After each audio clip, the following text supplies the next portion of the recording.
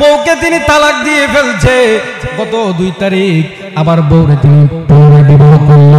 না আছে ইসলামের দৃষ্টিতে কোনো হালাল পন্থা, না আছে ইসলামের দৃষ্টিতে কোনো হালাল পন্থা। ওই ব্যক্তি যতদিন আমি মনে করব ওই আবু তোহা আদনান যতদিন পর্যন্ত তার স্ত্রীর সঙ্গে সে মিলামিশা করবে, তার জীবনটা যতদিন মিলামিশা করবে ততদিন জিনার উপর জিনা হবে। এই জন্য বাবাজিরা আমার গভীর মনোযোগ দিবেন। এই দুনিয়া থাকার জায়গা নয়, সবাই দুনিয়া থেকে চলে যেতে হবে।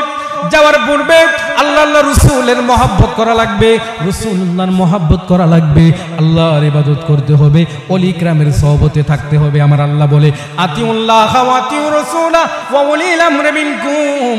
আল্লাহ কই দুনিয়ার মানুষ রে, তোমরা যদি আমি আল্লাহরে পাইতে চাও আমার রাসূলুল্লাহর মহব্বত করা লাগবে। আর রাসূলুল্লাহ বলেন তোমরা যদি আমি রাসূলকে মহব্বত করতে চাও, আমি রাসূল বলে দেই ওলিল আমরি মিনকুম, তোমরা আমরের অনুসরণ দান করবা। আমরকে ওই আমর হলো ওই ব্যক্তি যে ব্যক্তির ভিতরে আল্লাহ এবং আল্লাহর রাসূলের মহব্বতের জ্ঞান থাকবে, ওই ব্যক্তি হলো আল্লাহ ওয়াল্লাহ রাসূল।